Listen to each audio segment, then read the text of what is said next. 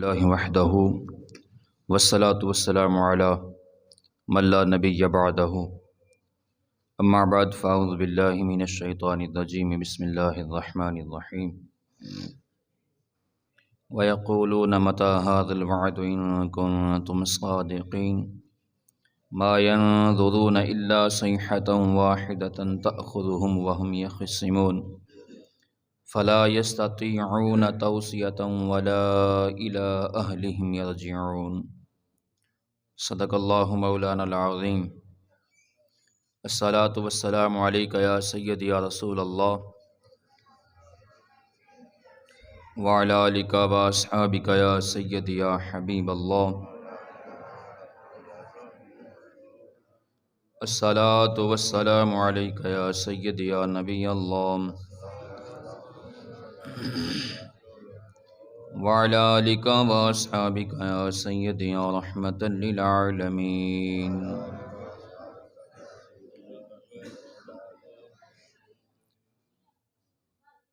حمد و ثنا کے بعد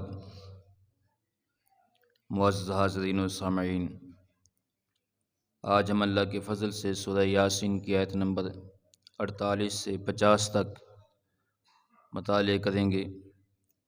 رب العالمین نے ارشاد فرمایا وَيَقُولُونَ مَتَى هَذَا الْوَعْدُ إِن كُنتُمْ صَادِقِينَ، اور کافر کہتے ہیں یہ وعدہ کب آئے گا اگر تم سچے ہو تو اس کا مقرر وقت بتا دو۔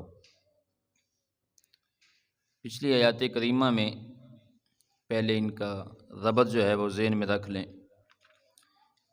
پچھلی آیات کریمہ میں اللہ رب العزت نے اپنی وحدانیت کا اعلان فرمایا اور بار بار ان کو اپنی نشانیوں کے ذریعے تنبیہ کی ڈرایا، اور پھر رب العالمین نے اعلان فرمایا کہ اس رزق میں سے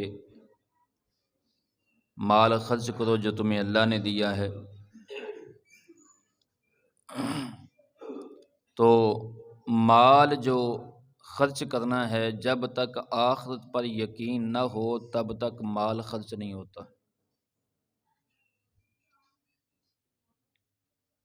گناہوں سے آدمی تب بچتا ہے جب آخرت پر یقین ہو۔ نیک اعمال کی طرف اس وقت بندے کا میلان ہوتا ہے جب اسے آخرت پر یقین ہو، آخرت کی جزا پر یقین ہو، اور اللہ رب العزت کی بارگاہ میں پیش ہونے کا یقین ہو۔ تو صحابہ کرام رضوان اللہ علیہم اجمعین کافروں کو کہتے تھے کہ تم اللہ کے عذاب سے ڈرو اور قیامت کے آنے سے پہلے جو ہے وہ اپنے قول و فعل کو درست کر لو۔ تو وہ کہتے تھے کہ اگر تم سچے ہو تو بتاؤ وہ کب آئے گی۔ انہوں نے کہا کہ اگر تم اپنے قول کے اندر سچے ہو، اپنی بات میں سچے ہو، تو پھر وقت مقرر کرو۔ حضور صلی اللہ علیہ وآلہ وسلم کو معاذ اللہ انہوں نے کہا کہ اگر تم اپنے بیان میں، اپنے قول میں سچے ہو تو قیامت کا وقت مقرر کرو، ہمیں بتا دو وہ کب آئے گی۔ یہ سوال وہ اس لیے نہیں پوچھتے تھے کہ قیامت سے پہلے ہم تیاری کر لیں، بلکہ یہ سوال وہ بطور استہزاء پوچھتے تھے۔ رسول اللہ صلی اللہ علیہ وآلہ وسلم اور صحابہ کرام کا مذاق اڑاتے ہوئے پوچھتے تھے کہ بتاؤ وہ قیامت کب آئے گی۔ یہاں قیامت کی آمد کا حال بیان ہو رہا ہے۔ قیامت اس طرح نہیں آئے گی کہ پہلے اس کا اعلان کیا جائے گا کہ فلاں تاریخ کو اتنے بج کر اتنے منٹ پر کائنات کا نظام جو ہے وہ درم برم ہو جائے گا، بلکہ لوگ اپنے اپنے کام کے اندر مشغول ہوں گے۔ قیامت برپا ہو جائے گی، اور یہ گمان بھی نہیں ہوگا اچانک حضرت اسرافیل کو بارگاہ الہی سے حکم ہوگا کہ سور پھونک کر دنیا کے خاتمے کا اعلان کر دیں۔ پھر ایک ہولناک کڑک ہوگی جس سے ہر چیز جو ہے وہ ملیا میٹ ہو جائے گی، ہر چیز درم برہم ہو جائے گی۔ حضور نبی مکرم صلی اللہ علیہ وآلہ وسلم نے وقوع قیامت کا جو منظر بیان فرمایا ہے، حضرت ابو ہریرہ رضی اللہ عنہ سے وہ روایت ہے، اس روایت کو سماعت کریں۔ نبی پاک صلی اللہ علیہ وآلہ وسلم نے فرمایا، یعنی قیامت اس حال میں قائم ہوگی کہ دو آدمی کپڑے کی خرید و فروخت کر رہے ہوں گے، یعنی ایک کپڑا خریدنے والا، دوسرا کپڑا بیچنے والا۔ انہوں نے کپڑے کا تھان کھولا ہوا ہوگا، اس سے پہلے کہ وہ اس تھان کو لپیٹیں قیامت برپا ہو جائے گی۔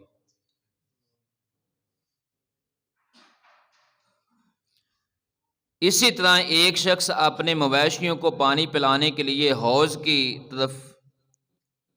کی لپائی کر رہا ہوگا، حوض کو تیار کر رہا ہوگا، تو انہیں پانی پلانے سے پہلے ہی قیامت آ جائے گی۔ فرمایا ایک آدمی کو کوئی چیز تول رہا ہوگا، اس سے پہلے کہ وہ ترازو اونچا کرے قیامت برپا ہو جائے گی۔ اور اس کے بعد رسول اللہ صلی اللہ علیہ وآلہ وسلم نے فرمایا یہاں تک کہ انسان لقمہ منہ میں ڈالے گا، روٹی کا لقمہ منہ میں ڈالے گا اور اسے نگلنے سے پہلے قیامت برپا ہو جائے گی، وہ روٹی کا لقمہ نگل نہیں سکے گا۔ تو قیامت یہ نہیں ہے کہ قیامت کا پہلے کوئی اعلان ہوگا کہ بھئی جو ہے وہ تیار ہو جاؤ، فلاں دن جو ہے فلاں بج کر اتنے منٹ پر قیامت آئے گی۔ نہیں، قیامت اچانک ہوگی، کسی کو وصیت کرنے کا بھی موقع نہیں ملے گا۔ اور قرآن مجید نے فرمایا ما ينظرون الا صیحۃ واحدۃ تأخذهم وهم یخصمون، یہ ناہنجار نہیں انتظار کر رہے مگر اس ایک گرج کا جو اچانک انہیں دبوچ لے گی، جب وہ بحث مباحثہ کر رہے ہوں گے۔ فلا يستطيعون توصیۃ ولا الى اہلہم یرجعون، بس نہ وہ اس وقت کوئی وصیت کر سکیں گے اور نہ اپنے گھر والوں کی طرف لوٹ کر آ سکیں گے۔ یہ افراتفری میں نہ وہ کوئی وصیت کر سکیں گے اور نہ اپنے گھر والوں کو مل سکیں گے، نہ اپنے گھروں میں پہنچ سکیں گے۔ جب پہلا سور پھونکا جائے گا، اسرافیل علیہ السلام پہلا سور پھونکیں گے تو کائنات ملیا میٹ ہو جائے گی، تس نس کر دیا جائے گا، نہ آسماں اپنی جگہ پر قائم رہے گا اور نہ زمین باقی رہے گی، پہاڑ بھی روئی کے گالے کی طرح ہوا میں تیرنے لگیں گے، جیسے روئی جو ہے نا وہ اڑتی ہے نا، اسی طرح پہاڑ اڑیں گے، انسان بھی جلے ہوئے کیڑے اور پتنگوں کی طرح بے سد ادھر ادھر گر رہے ہوں گے۔ کچھ عرصہ بعد دوبارہ سور پھونکا جائے گا، اور اس کا دورانیہ رسول اللہ صلی اللہ علیہ وآلہ وسلم نے 40 سال بتایا ہے۔ 40 سال بعد جو ہے وہ دوبارہ سور پھونکا جائے گا، اور سب اپنی قبروں سے آنکھیں ملتے ہوئے نکلیں گے، اٹھیں گے وہ، اور تیزی سے رب العالمین کی عدالت میں حاضر ہونے کے لیے چل پڑیں گے کہ کہیں دیر نہ ہو جائے۔ اللہ اکبر۔ اور اس کا واحد زیادہ سن ہے، یعنی قبریں ینسلون کی تحقیق کرتے ہوئے علامہ جوہری لکھتے ہیں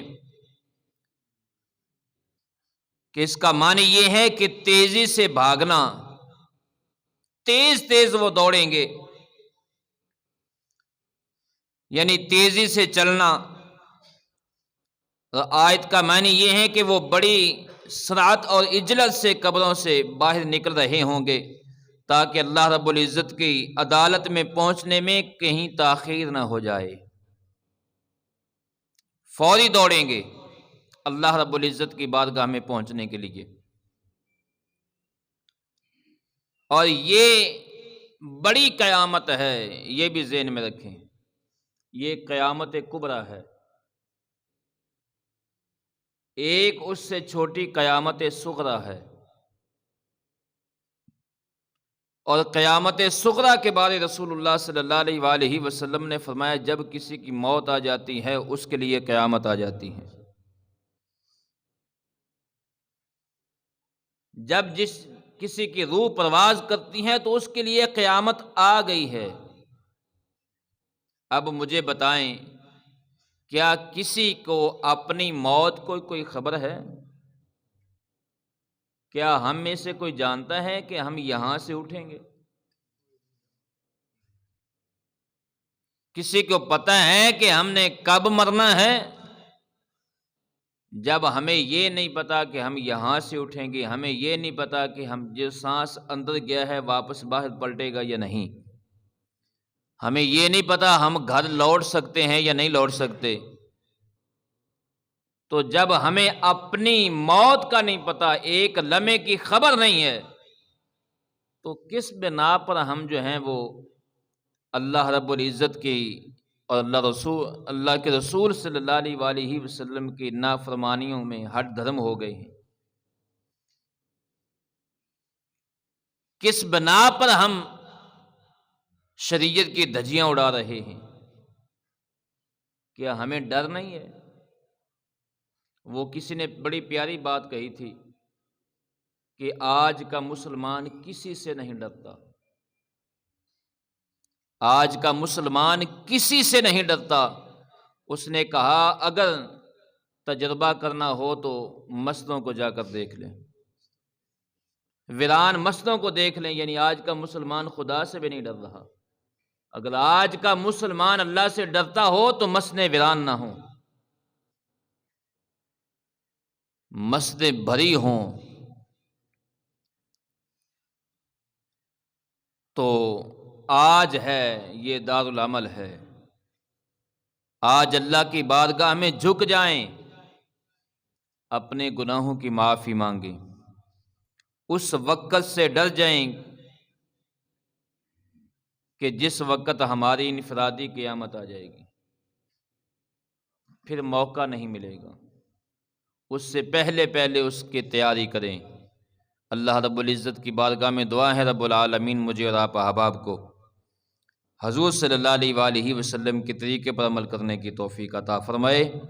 اللہ رب العزت ہمیں اپنے محبوب بندوں میں شامل فرما دے، آمین ثم آمین، وما علیہ الا البلاغ المبین، آمین۔